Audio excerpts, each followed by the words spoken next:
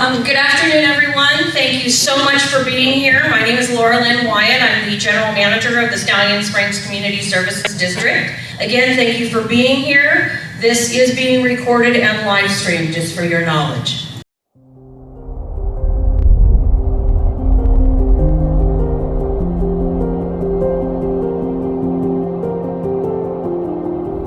Special districts are the smallest, most accessible form of government. There are thousands of special districts in the state of California and 164 in Kern County. Only 5 districts in the state have police departments. 2 of those 5 are right here in Tehachapi, Bear Valley Springs and Stallion Springs. Most special districts throughout the state provide 1 or 2 services to a community, such as water, park and recreation, sewer, health care, or fire protection. Stallion Springs is a unique special district in that it operates 8 departments. Special districts are funded by charging fees for services provided, such as water, sewer, or trash. They also receive a small portion of property taxes allocated by the county and funds from special assessments or taxes approved by voters.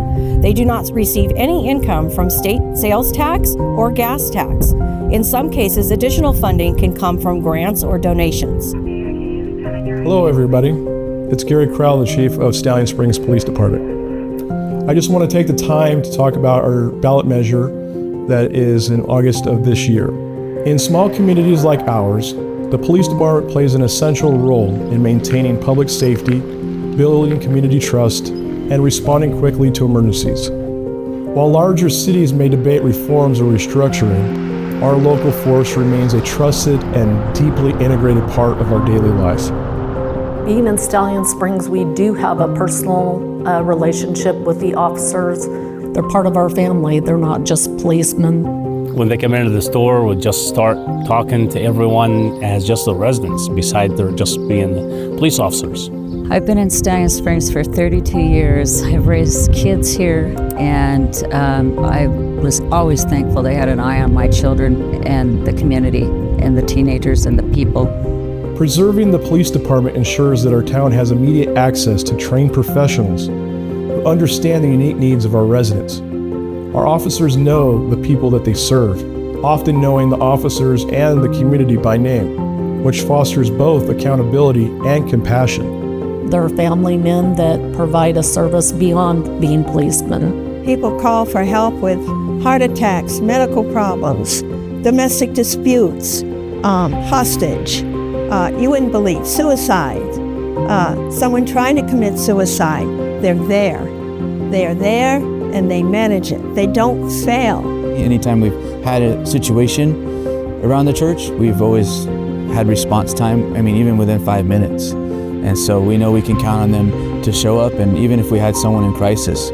This community-based model of policing helps prevent crime through early intervention, builds strong community relations through youth and schools, and enhances coordination with local services. Rather than disbanding or outsourcing services, we should invest in increased training, modernizing our equipment, and community engagement programs that enhance the department's ability to serve us effectively. And if they don't have the manpower, if they don't have the right equipment, it puts them at risk. It may put the residents at risk because they can't do their job properly.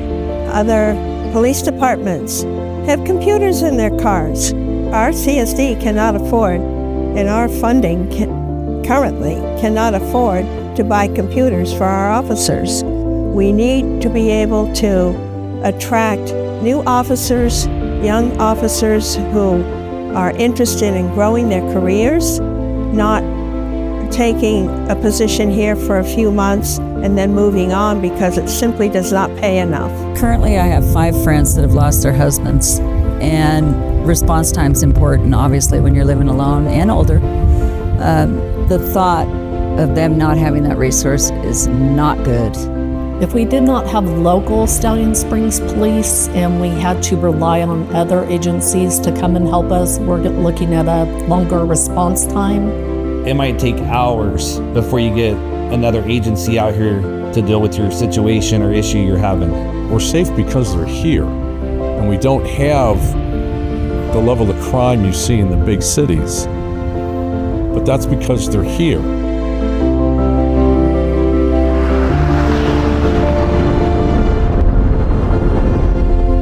goal is not just to preserve the department, but to continuously improve it so it remains responsive, fair, and deeply connected to the people it protects. Thank you.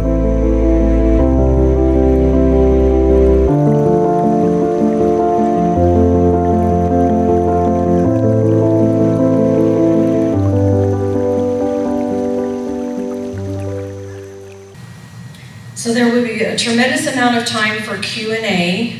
So we're going to ask you to please save your questions for the end of the presentation.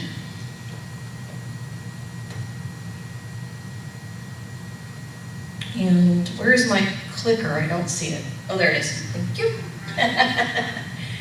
Okay, so the Stallion Springs Police Department. Governance and accountability. There's a board of directors that are elected directly by the district's voters or sometimes appointed mid-term.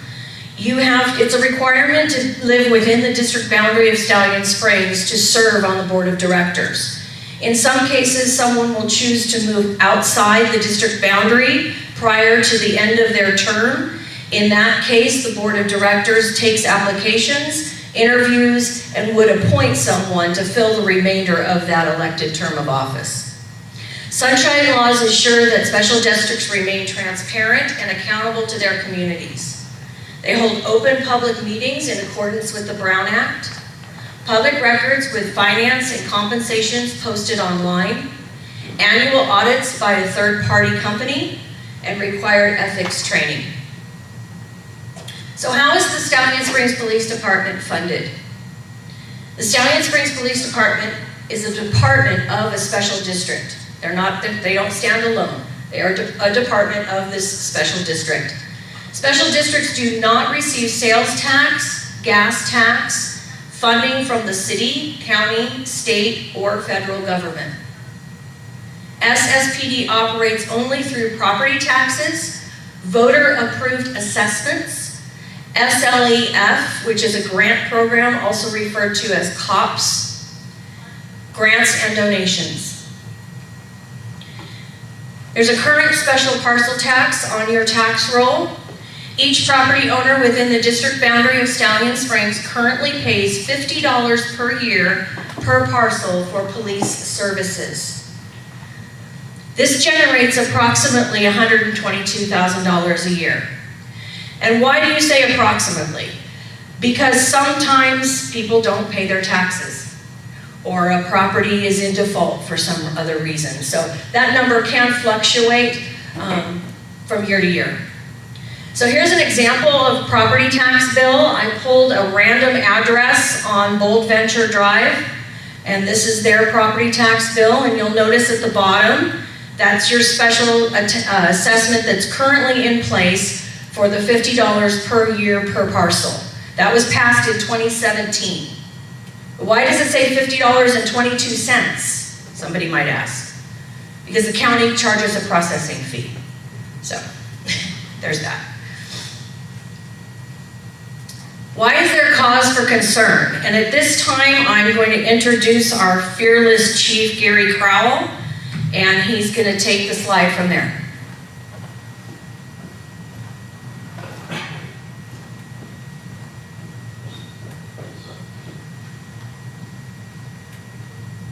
Good afternoon, everyone. So, the question is, why are we here today? Well, unfortunately, we have lost 5 officers in the last 5 years. And there's a lot of varying reasons why that is. One of them is we are getting paid 30% less than our direct competitors. So those young officers or experienced officers that have families oftentimes are going to those other departments that have sign-on bonuses and additional incentives that we can't compete with. For instance, there are some local agencies right now that are giving a $25,000 signing bonus just for you to go to the department. I've been watching some local news, I'm sure as you have as well, and this is a problem nationwide. We have less men and women going into this profession, and it's a trickle-down effect from the large agencies all the way down to us. So we always have had the challenges of trying to find those people that you expect to represent you as an officer, as a community member. And over time, it has been very, very challenging, and it's gone to a point where it's really unfortunately gotten to a dire circumstance. Currently, our officers are lacking some essential tools and technology to do their job. For instance, we received a grant that the EOC with Kern County to obtain the thing I've mentioned many times in these meetings as far as computers in the cars. We have some laptops that are in our office that are designated to really go into our vehicles. We are actually currently using those for our normal computers. We have no connectivity. Those computers cost about $30,000 that we would have never had we not had our partners assisting us in things. And that's just normal with any department. It is always looking for all their alternatives to basically cut the bottom line of what we're really in need of. But again, these are very competitive grants, and there's no guarantee that we're going to receive any of these items. But we've mentioned computers in the car, and some folks like yourself have asked me, well, why is that so important?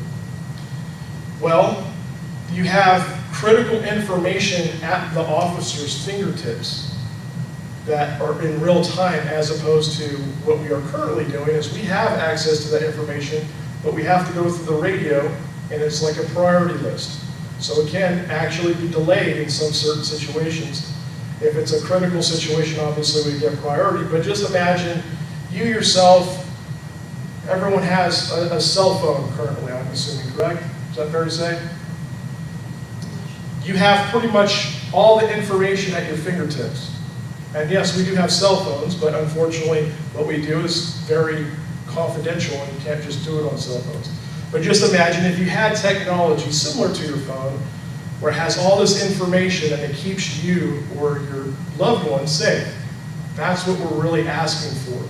You have information from all the national databases that is an industry standard. We are the only police department that I'm aware of, certainly in Kern County, if not the state of California, that does not have those tools. We don't even have that access to that in our office. We have to rely on dispatch. This is the way it has always been. This is not anything that has changed. We have been doing this on a wing and a prayer, if you say. And I think our former chiefs and general managers did the best job that they can. But we have taken a significant amount of the overall budget because we are required by law to provide that law enforcement service. But if you are a new officer or an experienced officer that's interested in our department, why would you want to come to us when you know that we're lacking on some things? We have had ride-alongs with some folks that are actually interested, live nearby, meet all of our criteria that we're looking for, and then they look at what we lack with salaries or technology or just a lot of gambit of things.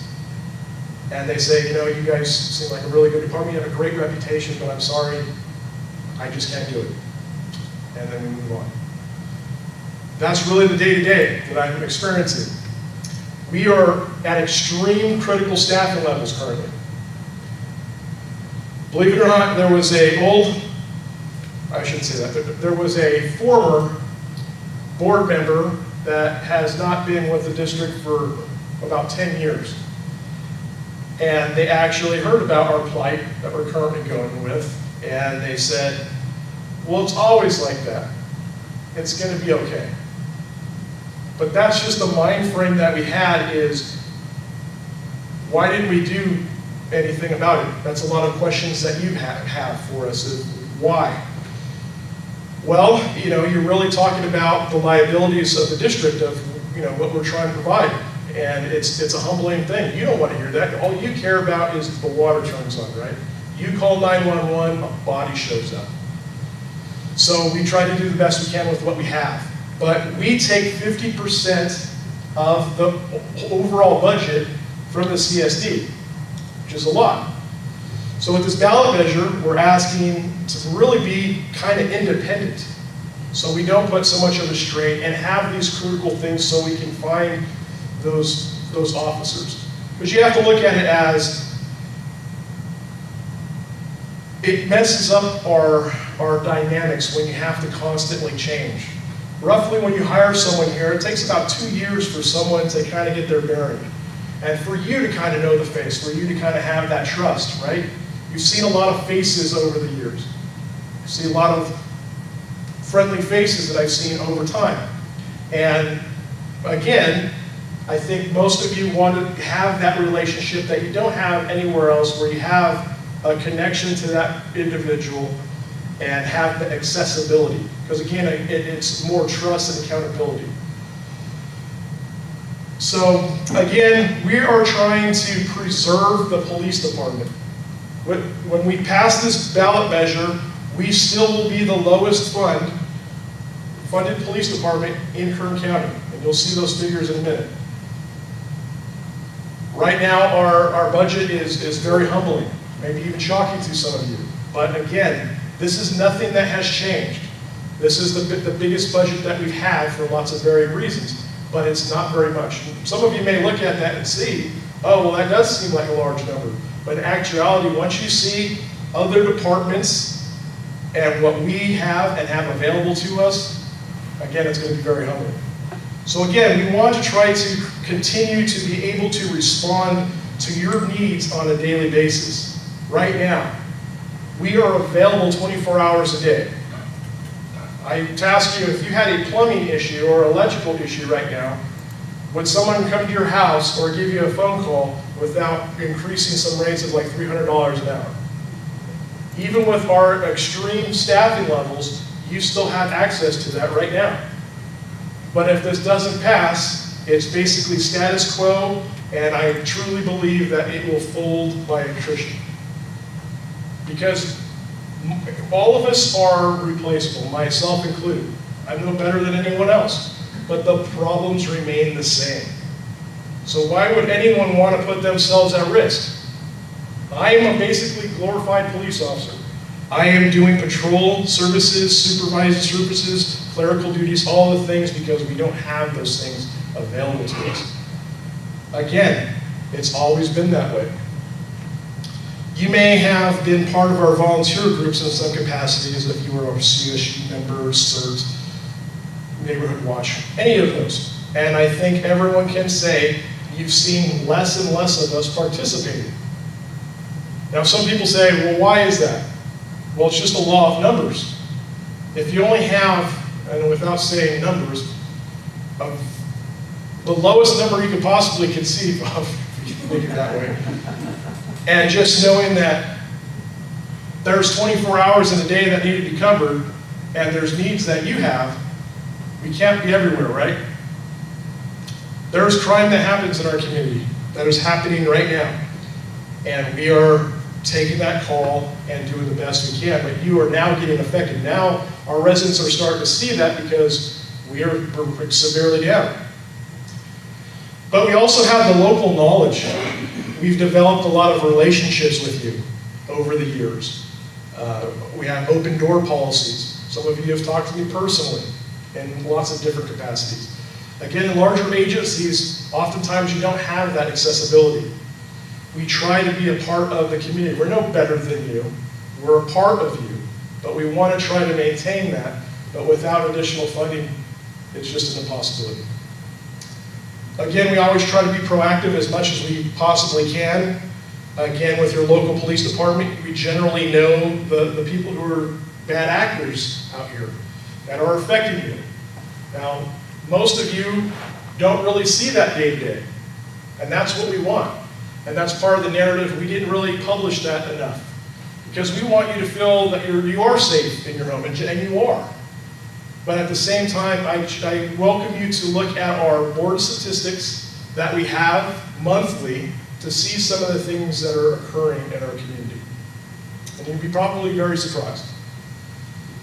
Again, with a smaller police department and the knowledge, you have accountability and you have a bigger say in what we're doing. And on larger departments, you often don't have those things placed in that. Do you want me to talk about that? Okay, so these are the operating budgets for the local police departments.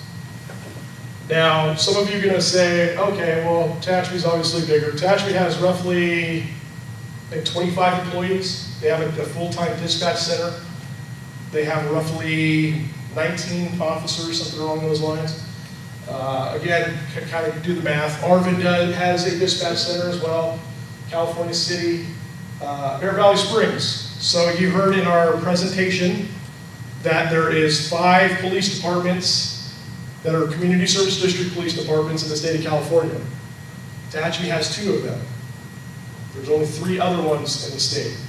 So if you really want to, and I often don't really want to have that comparison, but it's the best way to look at it because again, they have a lot of similarities, is Bear Valley is a community service district and their police department, like I mentioned, but look at their numbers, 2.5, 2.4. And they are actually going through the same process as us and asking for even more money. Now, I don't know how they're going to articulate that, that's different, but again, ours is only $810,000. Now, I do want to share with you, which I haven't, is you may be shocked by some of these things, but I want to be transparent because, again, law enforcement hasn't really told you the story. So, for instance, if we have an issue today, I'm going to knock on wood for good luck. If we were to have a sexual assault or rape, it costs the police department $1,500 for us to process that. If one of my officers gets a DUI right now, we pay $500 per offender.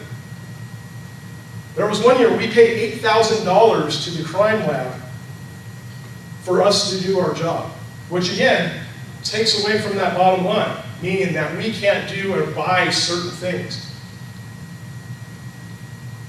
Nixle services are public notification that many of you are on, or if you're not, please, it's our emergency notification system. It's free of charge for you.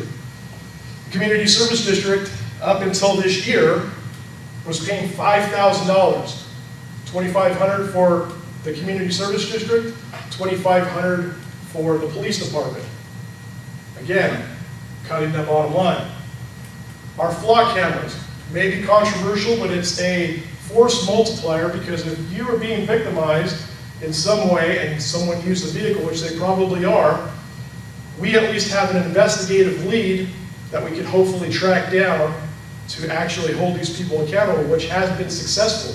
We have actually gotten people from the flock cameras and arrested them and held them accountable for thefts, grand theft auto, domestic violence issues, things like that. Again, our district got it before the increase went up. Those are $2,500 a year as well. So again, it's just, we want to continue having these things, but oftentimes you don't understand that it actually costs the police department money to do their job. So for instance, Bakersfield Police Department, to arrest someone, has to pay Kern County, and this is all agencies, they pay about $2 million for booking fees to the Kern County Sheriff's Department, just for doing their job. Law enforcement is an expensive endeavor. There's no way around it. But again, if you want to have your police department and have it the way it is, we have to increase our funds to survive because we have all these different regulations.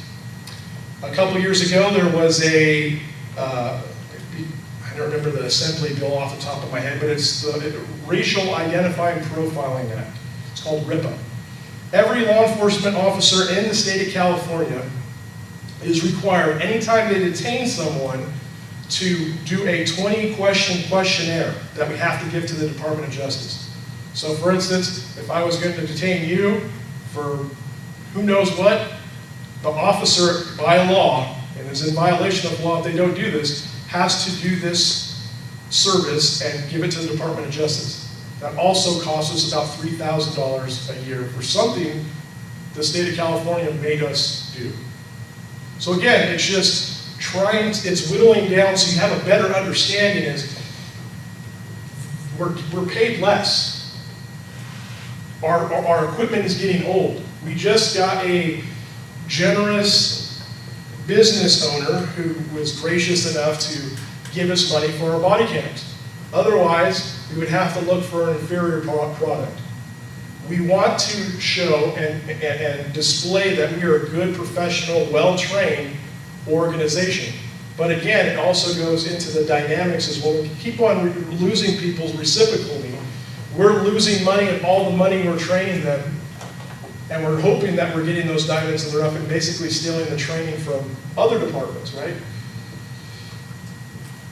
So this is where the operating budget really comes from. So we get, in theory, so again, some people say, oh, $500,000 is what we get. It's a little complicated, but that's what the community service designates for us, is half of the budget of the community service district. Sadly, that's the norm. And with the $50 tax, which was in 2017, which was kind of rolled into when our constituents was so nice enough to get us our administrative building, once that sunsetted, we went back to the community and said, well, since you've been paying for that and it's now over, now we're asking you, would it be possible to get that $50? And you said yes. So that $50 is roughly 2,449 parcels. It only generates, again, approximately $122,000.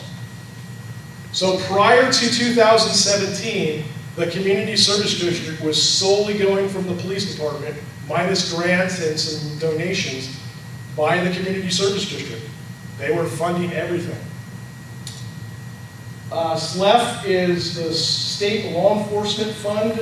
It's also known as COPS. It gets complicated because there's another COPS grant. But again, that varies. It has been as low as $100,000. It's been as high as $186,000. That varies.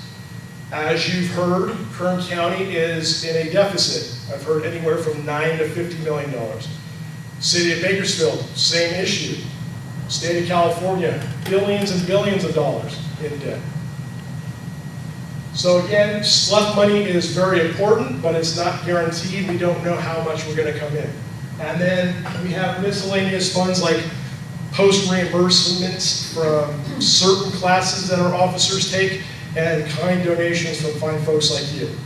But that is the humbling statistics of how the police department is funded.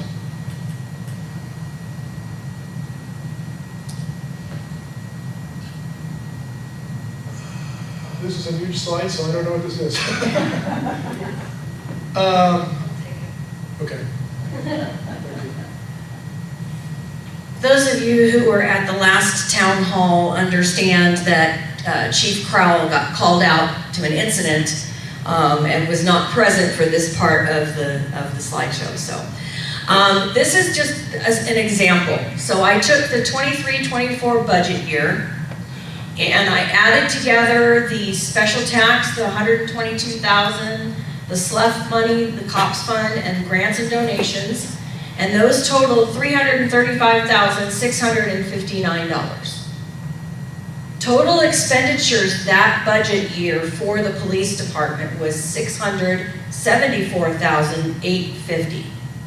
That meant that $339,191 had to be pulled out of the general fund property tax money to cover the expenses of the police department. And that is with the salaries being 30% less than competing agencies. So I just thought that was an interesting scenario. So on the prior slides when you saw the $500,000 that was budgeted, that's a budget, that's a guesstimate. In 23-24, we actually used $339,191. Gary?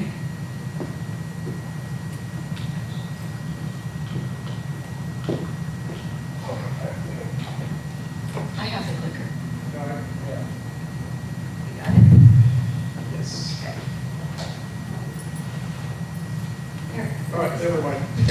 Okay, So, in a nutshell, this is kind of what we're looking for. We got two different issues going on, okay? One is recruitment and the other part is retention.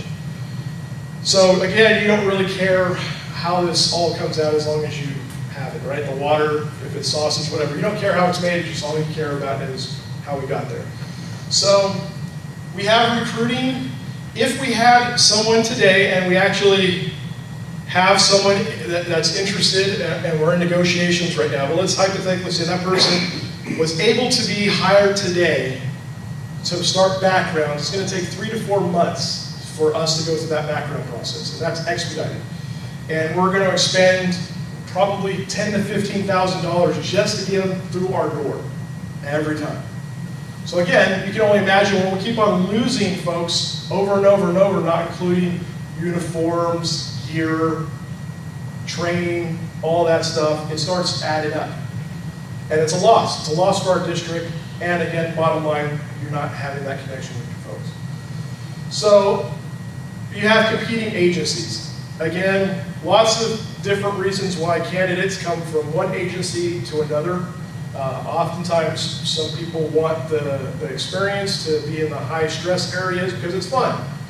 Younger officers want to get into those things. But then there's some younger or experienced officers that have been through that and want a kind of a change of pace, or they have a family. So we're just trying to kind of capture those type of things. But again, we want to show that we are a professional organization, right? Again, part of that is by us being a part of the volunteer groups and you seeing us so we can have those connections like we had. You know, you have seen us have periodic trainings for you for identity theft and, you know, holiday warnings and things like that. Over the course of our department, we've had those things, but we had better staffing. With our current staffing, we just can't do that. But that's the other thing is some officers, you have to find that right fit for you, the community, of what you expect, because not all the officers want to do community presentations. Not all officers want hugs. I say that funny because years and years ago, I got in trouble from my former chief because I came from the highway patrol and I didn't wave at people. And that was one of the requirements that I had was, Gary, we got a complaint that you are not waving at people. So as you know, we try to be as friendly as we can, right? I say that jokingly, but that's what you expect out of us, right? You want the connection, you want the professional, you want just them to be friendly. You don't want an overbearing officer unless obviously it's justified. That's the other thing is we have to be able to switch that key. So we, by law, have a Prop 218 vote. And this is not something that the Community Service District has created. This is something that municipalities are required by law to present to you, the voters. And I'm happy to say that we do have a measure number. We are the first in Kern County of this year, and it's Measure A. So we'll be voting for Measure A. And with this measure, we are required to pass it with 2/3 majority. Again, this is not anything that we have created. This is the regulations of the state of California. So again, that is quite a threshold for passing. What we're asking for is for $275 per year per parcel. Again, the reason why we're asking for this is our committee, in the January of this year, we had a cross-section of professionals that looked at all the data. So we have this presentation here today to give you all that information, and we have looked at the bottom line of that is the lowest we absolutely can do because we are lacking so much. Now, a key point is there's a thing called a CPI. You may have heard this at the last assessment that we went for, and I know that there was a lot of confusion because it's kind of a scary way of thinking about things. And a CPI is a consumer price index, and it's basically based on inflation. I'm sure everyone has heard of inflation recently. It's not foreign to anyone. But that is not included. Now, that was going to be looked at annually by you, the community, to say, yes, we can raise it 4% if they need a cost of living adjustment. We got feedback from some of you fine folks, and we heard that that was an automatic no vote. And again, that was up to you, not with partnership of the CSD and the police department, to see if we could possibly do that. With this 275, that is not built in. Again, the 275 is the absolute lowest we can go per parcel. Again, with this vote, it generates about $650,000. With that, that comes in roughly about $1.5 million, which is still about $900,000 less than who?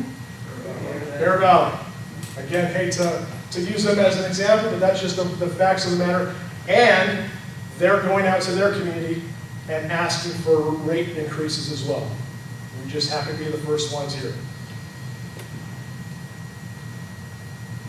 Another key is it's locally funded and locally controlled. A lot of concern nationally in the state of California, rightfully so, I 100% agree with you. But all of the money from this ballot measure stays here for the police department, and the police department only. There's no money that goes to the state of California. There's no money that goes to the federal government. This is about you preserving that police department and having the say annually, are we doing our job? So again, my desire is to have basically a accountability form where you get to see what we're spending our money on. So you can see full transparency and accountability of what we're doing. For instance, I've heard some arguments about some speeding issues. I think we all can argue that there's speeding down our roads, some more than most. Some of those areas we have been addressing and have spent a significant amount of time and have not really received much enforcement action because, again, you have to couch the enforcement when it's actually occurring. That's another thing is we can't take any action after the fact. The reason why I bring that up is a radar certification process is 40 hours. So that's 40 hours that I have to send someone to get trained. Plus we have to send out our equipment every 3 years, sometimes every year. We have to get those things certified. Again, we have to get those officers who either have that experience or we don't have to pay that, or try to say, hey, that's part of the conditions of our employment is you have to get these things. But 2 years ago, I actually had some money set aside to get some of the radar signs so we can kind of move around our community. About $12,000. Unfortunately, there was things that happened with the community service district and the police department, and unfortunately couldn't make that purchase. But how would you like to have a radar sign to actually see how fast people are going? Now, I can't guarantee it's going to be in everyone's neighborhood. It's going to be a movable thing, hopefully. But again, it's about not just the technology of the department, but technology for the community, because this is your money. Again, some of our neighboring communities have those things. We just don't. Another key point is this is not going to be a magic pill. You're not going to see personnel and brand new cars and all these things right away. We have to wait till the 26-27 budget year for us to get any money. So there's a lapse. And that's the same thing with all these other municipalities. City of Tehachapi, Kern County, and Bakersfield went to their community with measures and were able to increase their sales tax, which for many of you, you do not know that we are exempt from crucial funding. You may have heard the Biden administration had some funding for infrastructure nationwide. Special districts nationwide are exempt. The gas that you put in your vehicle at Evans across the street, the community service district doesn't get any of that. Not a hundredth of a cent, we get nothing. Again, it's just the way government is geared up. But I am also here to say that we have been advocates and have had meetings with our state, local, and federal representatives to fight that, to get our equal share. But again, if we don't have the staffing, if it's our general manager or me or someone else, we simply can't go, and we're losing opportunities. It's kind of the old, like I think they call them axioms. If you're not at the table, it's your what's for dinner, right? We're losing opportunities because people don't know us. When I go to Laredo, that's another thing, is we have to take our arrestees all the way to Laredo. Does everyone know where that's at? So everyone know where Bakersfield is, right? So it's about 20 minutes, 25 minutes in addition to the other side of Bakersfield. So think like Shafter and Delano. That's everyone in Kern County. There is a jail in Mojave, but you have to meet certain circumstances for you to meet that criteria. So again, we have aging infrastructure. We don't even have anywhere to store our items. I hate to share this, but I'm going to, is one of my interview rooms is a storage room, because I have no storage. It may seem very odd, but that's just the realities of what we're working with. We have done the absolute best we can with the funding that we have, but there's too many growing pains, and again, it's that aura of professionalism. If anyone wants to see our police department, our headquarters, if you will, I will be more than happy to share you what I can show you. I obviously can't show you sensitive areas, but you can pretty much just do this, and you've seen it.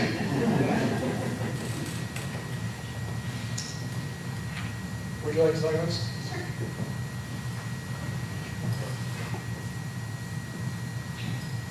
So many of you have probably seen a community questionnaire, a community survey that's been circling. We sent it out to the contact list via email. It is available on our website. We have printed copies at all of the meetings, all the board meetings, all the town hall meetings. If you have not filled one out, it's extremely helpful to us if you do. We're trying to get a sense of some of the thoughts that the community has regarding the police department. I do want to remind you that this is not a vote. That is not an official ballot. You will receive an official ballot in your mailbox from the Kern County Elections Department. So even if you filled out a questionnaire, please also complete your ballot. So at the time that this PowerPoint was created, we had received 108 community surveys. Out of the 108, 32 said they would absolutely not support a ballot measure or a new tax. 76 of those people said they would support a ballot measure. And 106 out of 108 returns said they felt safe in their community.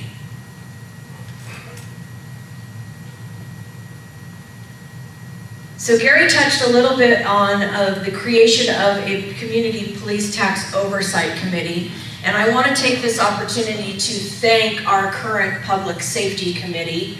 It was a very large committee. We received a wonderful, wonderful group of varying backgrounds, varying experiences. I think Fred mentioned he had calculated over 100 years of past law enforcement experience was on that committee from all different agencies in this area and outside of this area.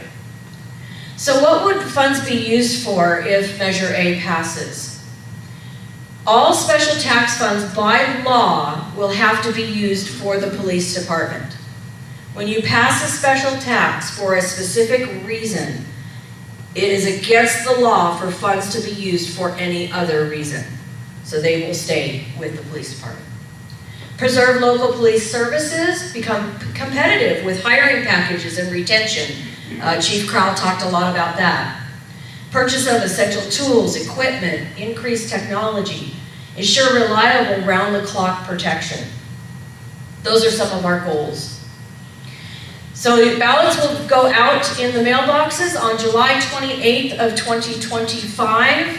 They are due back August 26th before 8 p.m. And now we're going to open it up to questions and answers. Q&A. So Gary, if you want to take that mic, and I'm going to go around the room, and anybody who wants to raise their hand and ask a question, I will come to you. So do we have any questions in the room tonight? Oh my gosh, there has to be one question. Wonderful, there we go. Yes, sir. There's 2,400 lots in Stallion. Is that the correct number? Approximately 20, is it 24, 48, 40, yeah. And it would be 66.whatever% of those that number has to approve the measure. So the ballots go to registered voters within the district boundary. And of those returned ballots, it has to be at least 66% or more for it to pass. If nobody votes, then 12 people say yes, then it's a go. I mean, I know that's not a logical number, but it's... Right, no. Of the returned ballots, we have to have 66%. But yes, when people do not vote, it's a no. Yes. Yeah, it's just a no vote. Any other questions? I have a question. Okay. You're comparing us to Bear Valley size, but how does square miles and population compare? I mean, there's got to be a huge difference. There's a little bit of a difference. I will tell you that Bear Valley has approximately 1,000 more parcels than Stallion. But spread out how many more square miles? That I don't know what the square miles of Bear Valley is off the top of my head. Some lots are a third of an acre and some lots are 10 acres. Sure, absolutely. I think the reason that we have been using Bear Valley is that sense of familiarity, right? So we touched on it a couple different times now. Out of the entire state of California, there's only 5 special districts that have police departments, and 2 of them are right here in your neighborhood. So it's an easy thing to compare to, but you are correct. There are more parcels and more square miles in Bear Valley. What's the population difference? Do you know that off the top of your head, Chief? No, I don't. I don't know those specific questions. I just know that they base it on, I think, 6 officers, 2 part-time administrative secretary, and a gate supervisor, and like an evidence technician. So that's the numbers. But I can also say that they are extreme staffing levels as well. So even though they are big, we are all experiencing the same problems. Again, we have the reciprocal relationship, and I think it's also good to mention that, is right now, if we have mutual aid. So last year we had a fire. I think most of us probably, unfortunately, experienced that, right? When I asked for additional assistance, it didn't cost the district a cent. We didn't have to pay anything. If we were to go with a contract with the Sheriff's Department or another agency, they give you a number for bodies to patrol. But any other additional services like a canine or a detective or an evidence technician, or in this case, search and rescue, you would be additioned anywhere from $4,000 to $10,000 per incident on top of the contract that you already have. So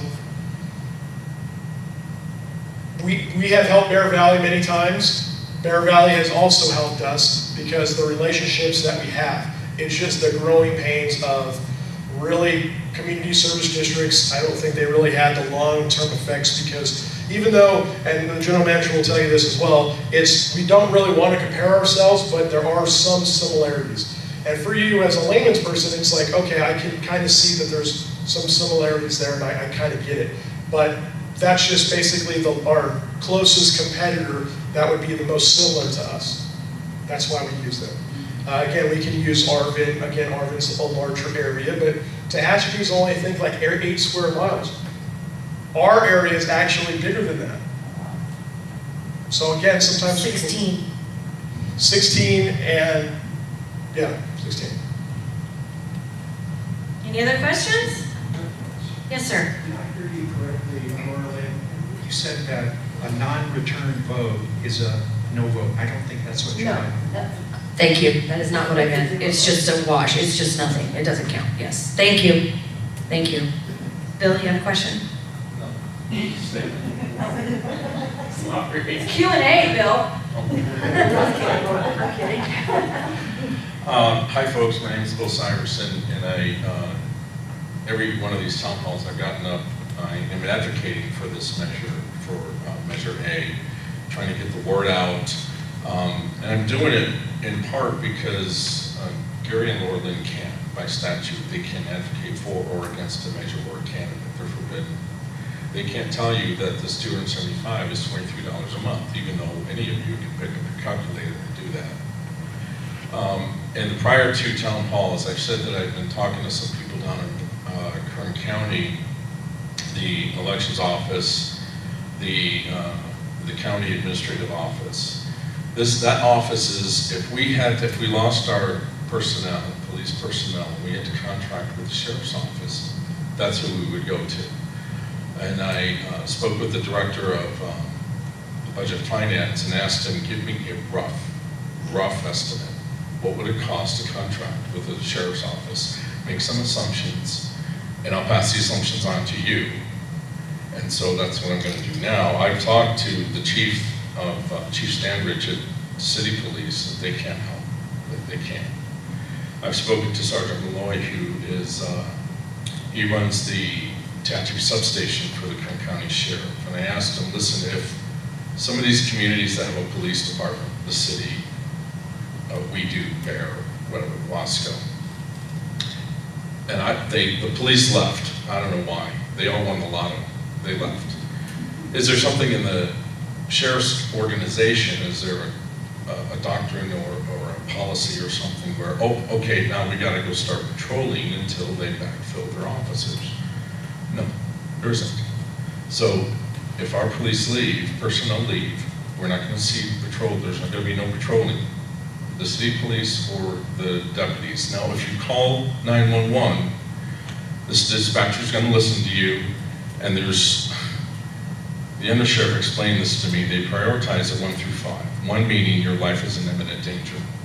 Armed robbery, something bad, assault. Your life's in imminent danger. That's priority 1. Deputy's going to come screaming from Golden Hills, Sand Canyon, they'll be there in 20 minutes, but they will come. Priority 5, the neighbor's dog's barking. That's it. So Alex Elba is the Director of Budget Finance, and this is what he provided me. And again, this is a rough estimate, and I didn't ask him about the assumptions, but this is what he said. Our share of the academy, $149,000. 1 deputy, health, benefits, and salary, $212,000. He assumed 7 deputies, 1 shift. That's $1,484,000. Double that if you want 24/7 coverage. Then you have to add in the sign-in bonus per deputy, that's $15,000. You need a sergeant. Sergeant is their boss. $283,000. Vehicles for each, $562K. You're looking at $2.58 million the first year. $1.76 million ongoing. This $275 is $43 a month. $23 a month. We could double that to $46 a month, $550 a year, and still pay 25% less than the contract with the sheriffs. Now, Alex was conservative, and we would want 2 shifts. Maybe you don't need 7 deputies, but the point I'm making is it's not attainable. Where are we getting $2 million? So I truly believe we want to keep law enforcement here in Stallion, because if we don't, you know what's coming. Unfortunately, there's a severe drug issue all through from Cal City, Tehachapi, and to Bakersfield, and it's just a plague, and it's unfortunate. And that we have it here in Stallion, but they keep it at bay. Over the last 2 years, I looked at their statistics that they provide every month at the CSD board meetings, and they average 125 calls of service per month. 125 of our fellow residents have called for help, and it may not be a priority one, but they got some help from these gentlemen 125 times a month, every month the last 2 years. That is gone if we lose our police, because the deputies aren't going to do that. The ballots, I just wanted to point out, I think Laura Lynn said this, it is 2/3 of the ballots received. I have a mailing list I got from the elections office, and what I'm going to do is send a letter out. This is our 3rd town hall, and I'm not seeing a lot of people, and I believe in my heart that just a lot of our residents don't know of the situation. So I'm going to send a letter out to them going, hey, here's what's going on, and here's what we're going to do, and we're going to have lawn signs, and we have these nifty shirts. If you want one, it's $20. The proceeds go to my bank account. They go to the police department, and actually Niall and his wife are making them. So if you want one, come see me or anyone wearing a shirt after the meeting. But I do want to get that out to the residents. And what's really important to me is that I know roughly 30% are going to say no, and I get that. I understand we're being taxed again, and I'm retired too, and I get it. But this is law enforcement. This is keeping us safe. It's not, they want a new building. They want a jacuzzi in their office. They're, you know, I think it's money well spent. And I am going to ask them, spoiler alert, I'm going to ask them to, if this passes, and it does take a year, so in the fall of 2026 is when they'll start seeing the funding, maybe quarterly. How's it going? Just in the CSD board meeting, how's it going? You know, just a quick, give me a few minutes of, oh, I was able to hire 2 people, or we were able to buy this equipment. Just, I think it's important to show the residents that, okay, we approved it, go do your thing, and tell us how you're doing. So I'm going to do that. I'm forgetting something.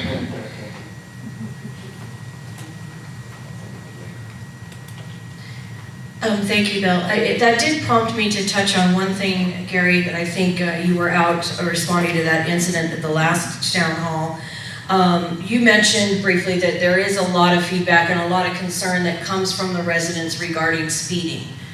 And I think that there might be a little bit of a misunderstanding that writing speeding tickets generates income. So can you kind of explain to the residents how that works? So again, because we are a community services district, and I'll use California Highway Patrol as a reference because, believe it or not, Banducci outside of our area, so if you go just down the road and make a right, that's California Highway Patrol's jurisdiction, not ours. You oftentimes see us because we know it affects you. And I know some residents are upset about that as well, but we are doing those services. We are doing traffic control. If the CHP pulls someone over, they do not get any money. The money goes to Kern County. If you're a city and you've gone through that, if you're Bakersfield or even the city of Tehachapi, there is money that comes back to you. So not only getting gas taxes, sales tax, all these other little taxes, they're getting money that's going into it. Again, just think about when you're going to the grocery store, you're basically paying for all of Tehachapi's infrastructure. But unfortunately, you're not paying for any of ours besides our enterprises, departments like sewer, water, trash. Police department's not enterprise, we don't make money. So again, going back to us, when we stop someone, number one, it's illegal. You can't stop someone to earn money. I don't want to go to prison. And number two, there's no financial benefit. There's no money. We can't get any money that's coming back to the department. Because again, that's profiling, number one. And number two, it's an impossibility because we're a special district. So there's been some of, why don't we generate more by arresting people or doing all these random things? And that is fallacy. That's misinformation. That is an impossibility and it's illegal. Can't do that. We try to do everything we possibly can is what you expect. We are certified by California Post Officer Standards of Trade, which again, we are trying to advocate to change that, but it takes time. And again, if you look at the local and national politicians, there's been a 35% turnover rate. So all the conversations that we had, I'll have to start all over again, unfortunately. Any other questions? I just wanted to add one thing before we go. So we didn't talk about response times. We called our dispatch provider, which is Kern County Sheriff's Dispatch, and what they told me, which I was very shocked and had to make sure that they were correct, and I asked, what is the average response time for a Stallion officer to respond to your incident when you call us? How fast do you think we can get to you when you call 911? 20 minutes. When we're on duty, on average, 2 minutes. 2. Now, again, we're on call, they can take 15, 20 minutes, right? Our next back-in officer, a couple weeks ago, Sergeant Bobs arrested a client of ours, a repeat offender, if you will, and his backup took, how long do you think Bear Valley unit, which was our closest backing unit, how long did it take them to get to us? Did you respond code 3 or?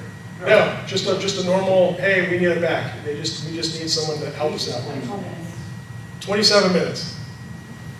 That's the closest back for us. Okay, so I also heard of, I haven't seen any Stallion residents driving around in the back area, I'm voting no. I can't tell you how bad this situation is. And I can't advocate, I have to really choose my words very wisely. I wouldn't be asking for this if it wasn't absolutely necessary. I wish I could have had the opportunity to do it sooner. I don't want you to look at it as we are taxing. I want you to look at it as you are investing in your community and your future. Because this is what you're putting back into. Like Bill said, this goes beyond me. I just want something for you. I'm not going to be here forever, but I love this place. I have special relationships with a lot of you in this room. And you've been good to me and my family. And I want to make sure that you're okay, but you are in a very unique situation where you can make that impact, where it's almost a once-in-a-lifetime decision. And only you, the constituents, have that power. And again, I'm saddened to see that we don't have the participation that I would like to see. But again, like Bill said, hopefully with some of the more information that's going to be coming out, that will change. Because once we're gone, we're gone. Are you going to put the information about what the sheriff would cost in your letter that you're sending out? And Chief, we did have one more question. I have one thing before I do that. Sorry, now. So, right before Bill started talking, Laura Lynn mentioned something, and you don't have to, there's no quiz. How long ago do you think that was? So our backing unit was 27 minutes away? How long ago since that conversation that our lovely general manager had with us? 21 minutes. That's right. Very good. So, we still have 6 minutes until someone's arriving at your home or someone is backing us, potentially. Didn't seem really that long, right? But in the reality, it's like, okay, well, and for someone it's like, wow, that was kind of a long time ago. again, just in perspective, things take time. Sorry, go ahead. No problem. Wait for an ambulance to get to your house. You want to wait time. Yes. Exactly. Just real quick, I do feel like there's some special district bashing going on. We're all scratching our heads and wondering why we don't get this or that. I like to think that maybe our forefathers set it up this way because, as I mentioned, you know, everything that we the people get to vote on, 100% of that goes to where we say it goes. It goes directly to the police, or for example, in this situation. None of this going back to politicians in Sacramento or Washington, D.C. or et cetera. It's actually a good thing in my mind.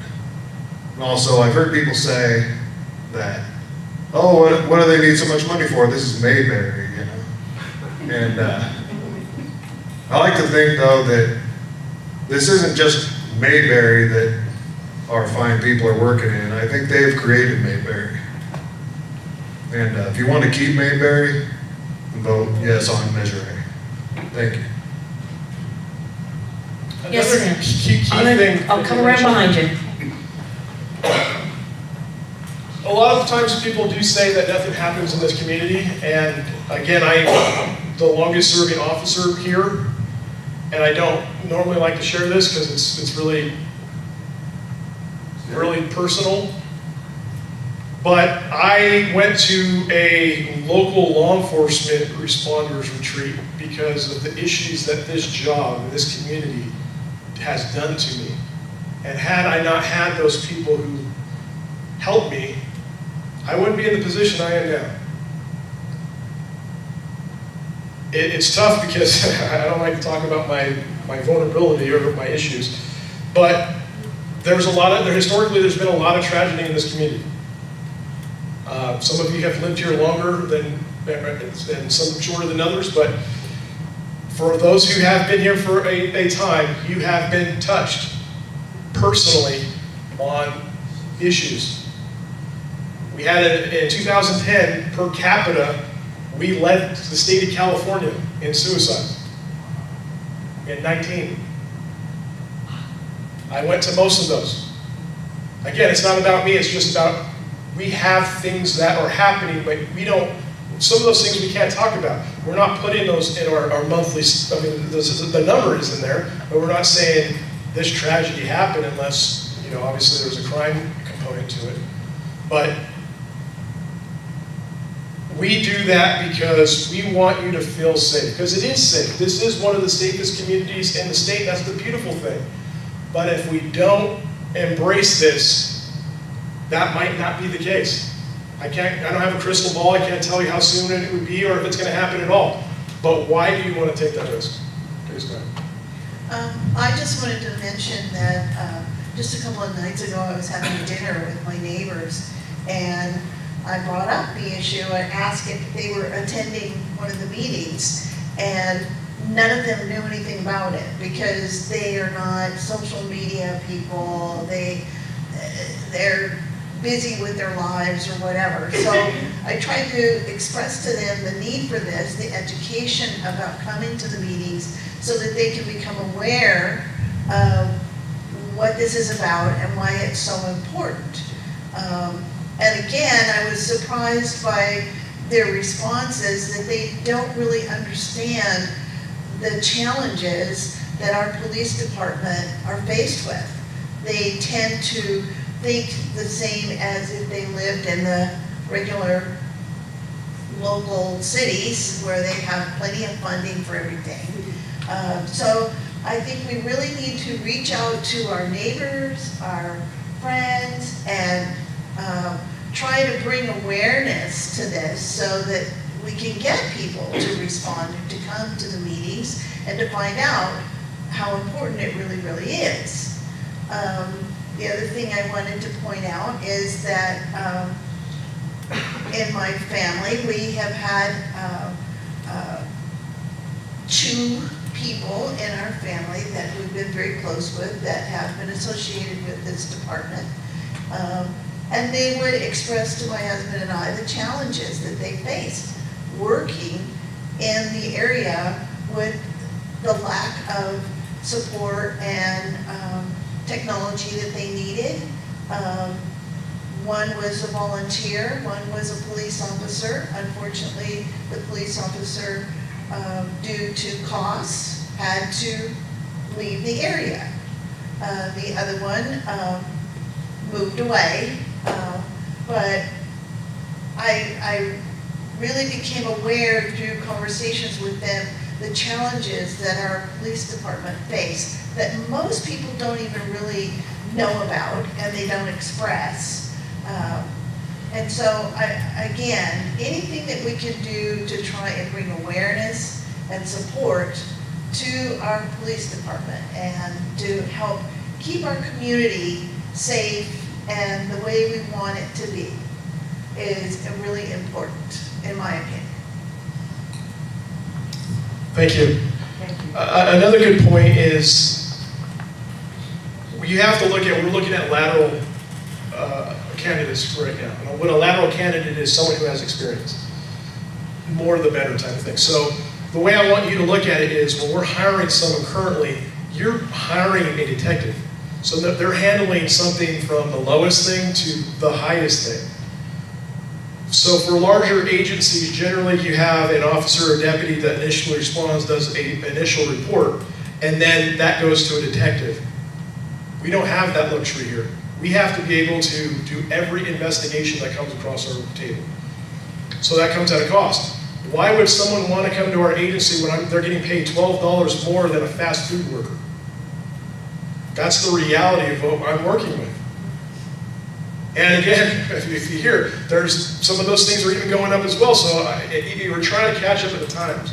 And again, when you go to a restaurant or you go to the supermarket, oftentimes they're putting 5, 10, 15% every year because their cost has come in, and you don't really see that. You just know that things are more expensive.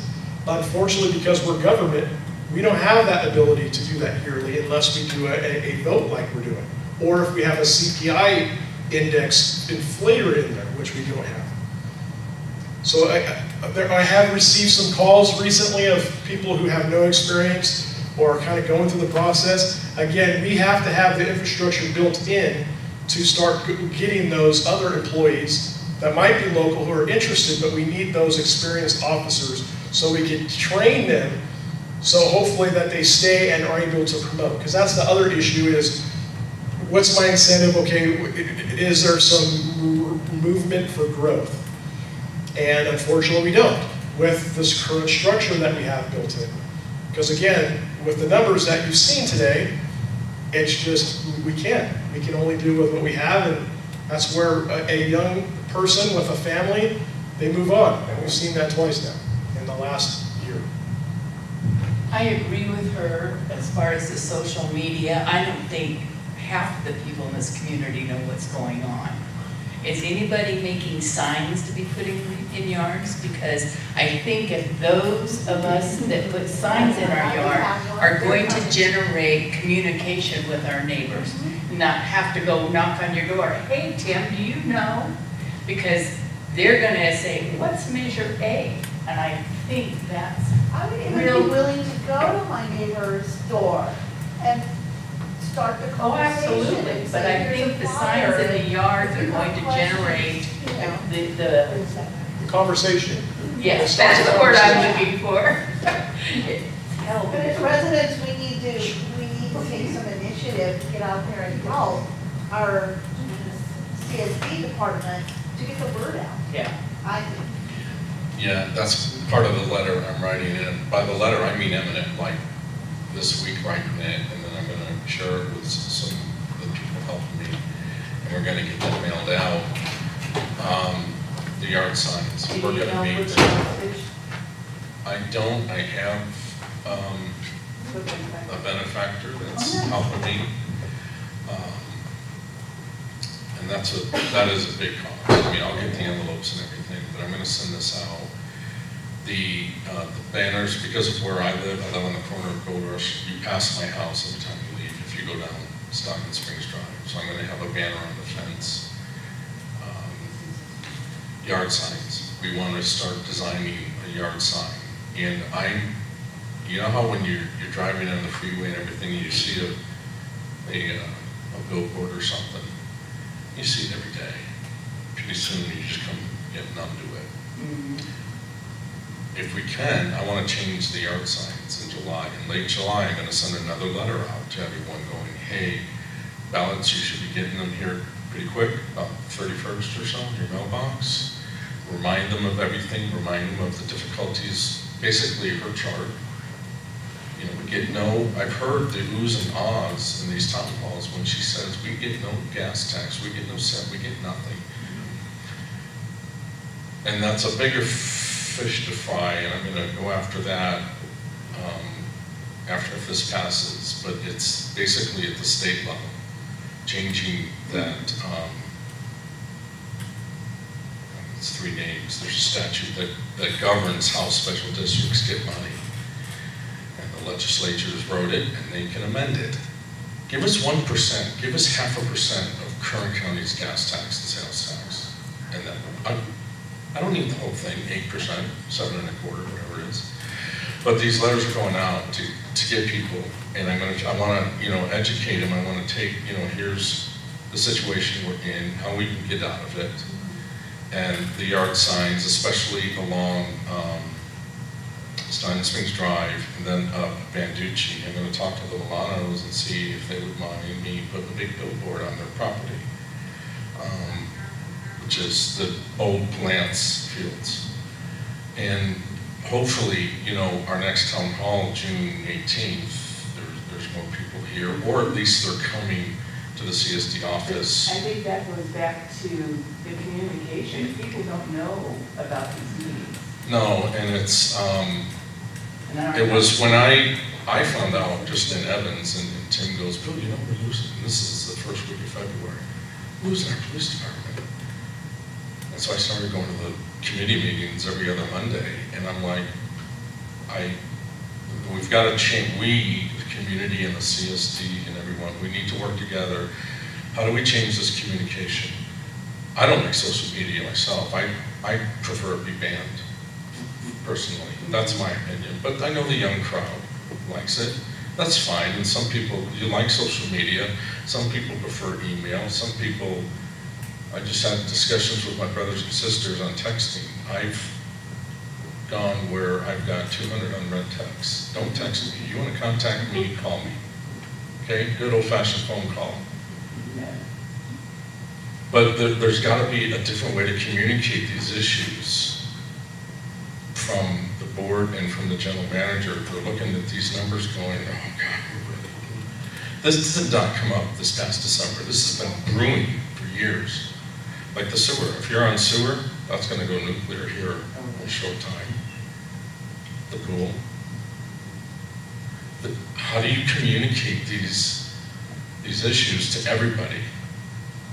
And I don't know what that is, but it's something we just got to work on.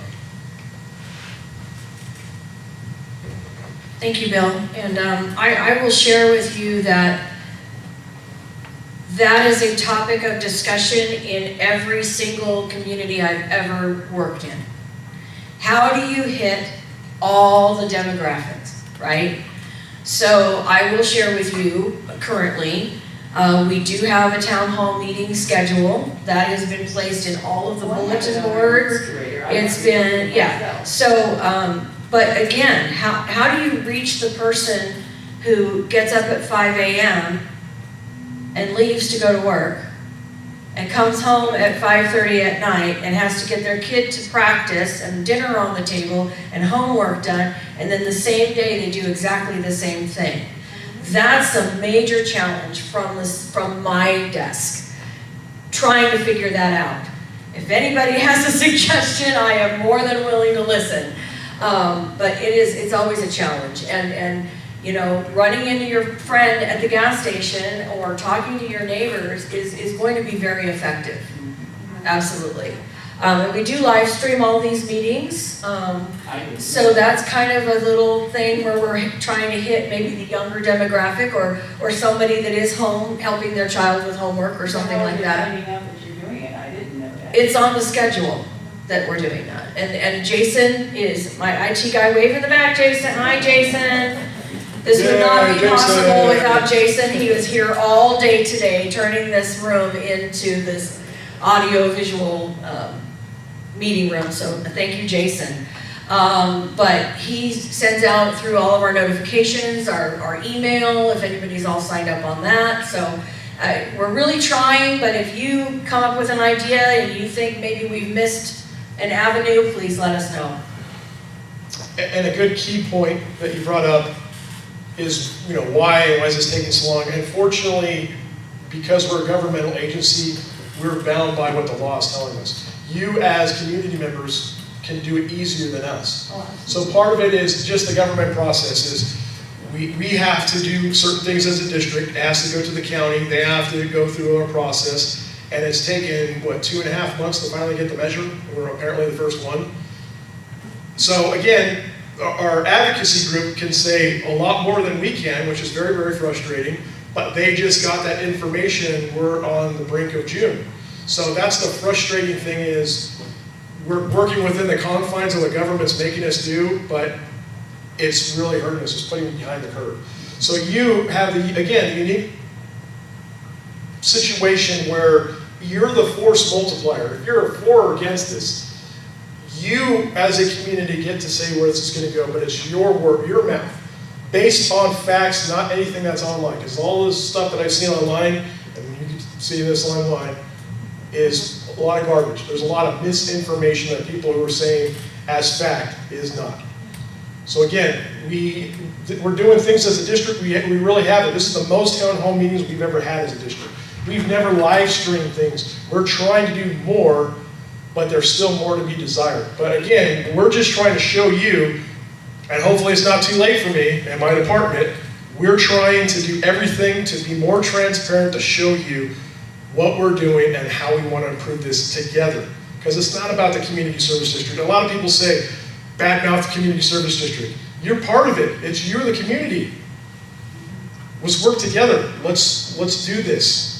You have the ability, but again, it's having those conversations with those signs, with that information that's going to be going out. That's going to start the communication for the people who just have, for whatever reason, have not been part of that conversation yet.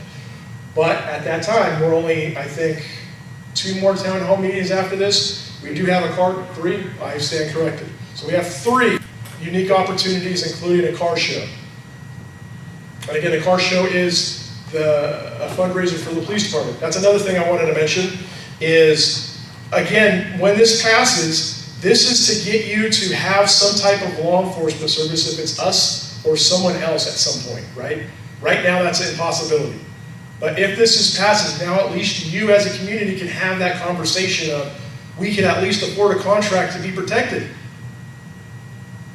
So that's something that we really want to resonate in people's minds of, you have that ability, but we've talked about fundraisers. I don't have a crystal ball of what's going to happen in 5 or 10 years, because there's been some rumors of, can we possibly do this again? Yes, it is very possible, for full transparency. However, if we do more fundraisers and we get to a point where now we're actually able to do some of those things, we're not going to do that. But there's been some bad actors out there saying, oh, it's a bad situation. I've lived here since the beginning of time, and it's just bad anyway, and it's just bad information. Come to meetings, get the facts, talk to the advocacy group. Let's get this passed. Any more questions today? Okay, thank you all for coming. We really appreciate you. Appreciate it.